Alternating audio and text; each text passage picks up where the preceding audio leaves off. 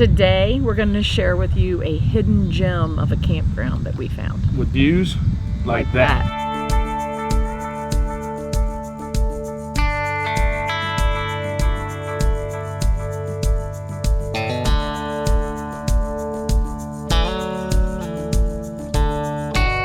Hey y'all, we're Jimmy and Lisa with Finest Camping, where it's all about the people and the places. The people we meet while we're traveling along the road and seeing all the cool places.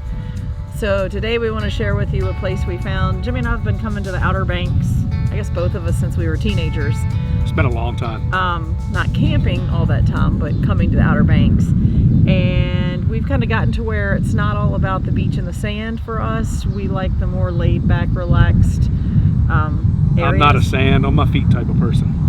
And we can still go to the beach. So we have been coming down here camping and found a couple places that are rather expensive and not all that. We're really kind of didn't want to do this video because we want you all to come and enjoy it. But we don't want you to take our But spot. we want there to be an opening when we want to come enjoy it. There's only 13 spots here for transient, so. Yeah, so this is a site or a campground. It's called the Refuge on Roanoke Island. So it's actually in Wanchese, North Carolina, just across the bridge from Nags Head. So it takes you 5 minutes to get to Nags Head from here. So if anybody knows the area, you're right into the middle of all the. Well, from here to Jeanette's Pier, it's 5 minutes. So if you're familiar with Nags Head and the Outer Banks, you know where Jeanette's Pier is.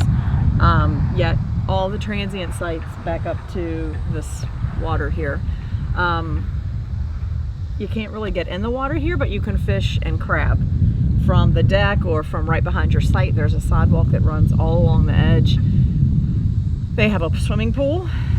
They have a really clean bathhouse. This whole park is really clean. Like the grass is mowed, everything's well kept. Oh, hold on, about the grass. There's one thing that you're not supposed to do here. We're going to let Ron here show you what you're not allowed to do. Ron, take it away. Don't park on my grass. So the reason you're not really supposed to park on the grass, we're lawn care people. There is erosion problems anytime you're near the beach because there's a lot of sand. So we appreciate it, even though he gave me a hard time the very first time we came about not parking on the grass. But we appreciate it. We understand, Ron. And some people complain about it, but let's be real, folks. I'd rather have the grass than my camper washing away into the water because there's nothing there to hold the dirt still. So it's important, even though it's a pain. Like you can't have mats like your carpet's out. I think the rule is 3x3 is the biggest you can have out, which, don't get me wrong, that's a pain when you're trying to keep sand out of the camper. But there's grass on the ground, so you don't have to worry about it. There's grass, so it's not so bad. It's important, so just suck it up. It's all good, and it's worth it for the views and for the clean campground they've got here. The annuals, there's a lot of annual sites here, and like he said, only 13 transient sites. But everybody is super friendly and everybody's sites are super clean, grass is mowed, it's just a nice place.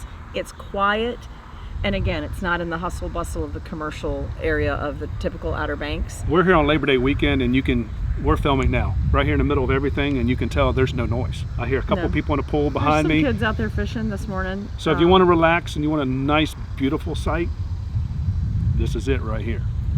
And oh, there's more? You can't spoil it yet. So they also have this huge deck, and off this deck there's several walkways out through the sound and the marshy areas. This is a fish or a catch and release. We have seen somebody catch a huge puppy drum out of here. Maybe this isn't I don't know, that thing was like this big. No fishing story. No fishing story, that's it. It was that big, and then somebody caught, what was the other thing? A hammer or a sheephead fish. It's the funniest looking fish ever. He's cool looking, but he's got like horse teeth. Human teeth. It's insane. You have to Google it, or maybe he'll put a picture in there. So the good thing is that you could catch them, they put them back in, and you catch them. Ron said, there's fish in here, been caught 4, 5, 6, 7, 8 times. I don't know why they need to keep getting caught. Well, because this area fills up when the water level gets high, like when there's a storm or something. And then when it goes back down, what's in here is in here. Because it's not the ocean. Anyway, It's just a really nice place. They also have a church service on Sunday mornings. It's just a small gathering here underneath the pavilion. Lasted 20 minutes, I think, this Yeah, Sunday. and it's a local preacher that comes from, before he goes to his church and preaches his sermon, he comes here. So if that's something you're interested in, that is something they have here.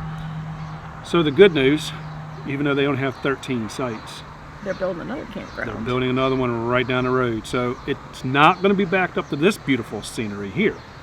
It's more of the marsh area, but they are, I think, going to build a walkway out to the water, maybe. I don't know. It's still under construction.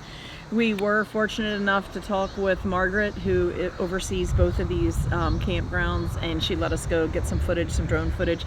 So it's over in Manteo. So when you come out of Nag's Head and you come across the bridge, left to go to Wanchese, where we are, right to go into Manteo, and there's a farm, like the man that owns and develops and made the campgrounds, both of them. He has a farm over there, and he's been here his whole life. And so what's really cool about that is he's got the farm over there. There's some rescued animals. They have a horse that was rescued from a kill shelter. They have goats, chickens, turkeys, even a guinea. And the farm gives back to the community. So the eggs they get from the chickens, they take to the food bank, just things like that. They also have some houses that he's built over there to help out some of the local people that have been here all their lives. And as it gets more commercial, like they've been renting their house, like they've raised their family here and they've been renting a house. And now as things get more commercial, people are selling those off as resort properties.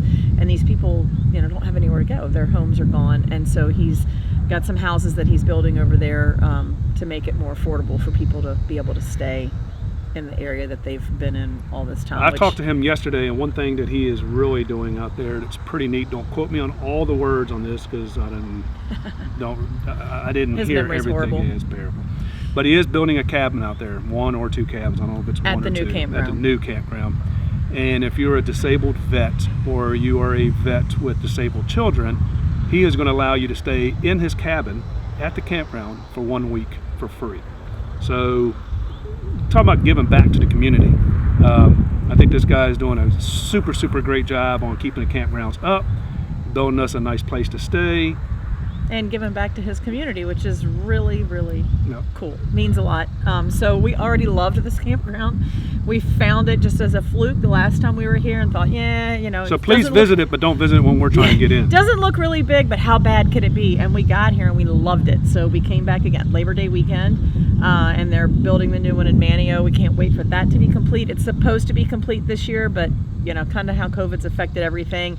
It's taking it forever to get their Yeah, pedestal Margaret said boxes she had and- ordered the pedestals for the power back in like March, and they just came, and it's Labor Day weekend. So they just got here within the last couple of weeks.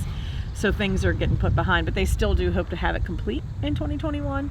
And then once it opens, we'll of course book a stay there and get some video. So make sure footage. you're subscribing to this channel, our channel. That way, when we do get back over there and the campground is done, You can check it out. You'll be able to check it out and you'll see. And hopefully, when it's done, you guys can let us know which one you like better. Do you like the farmland, or do you like being up here next to the water? I like the water side of it. It's kind of a toss-up for me because everybody that watches our channel should know by now that I'm a sucker for animals. So, you're at the beach area, even though you're not at the water, and there's a farm. So Yeah, but give me the breeze coming off that water This right is there. amazing, though. Give me the view. The sun comes up right over there. I'll take that any day over the I think farm. either place is great. It's going to be cool at the new campground too. So anyway, if you are enjoying our videos, please subscribe, give us a thumbs up, Ring the ring bell. the bell so you don't miss the next video. And until the next time you guys find us camping in some of these beautiful campgrounds that we're visiting.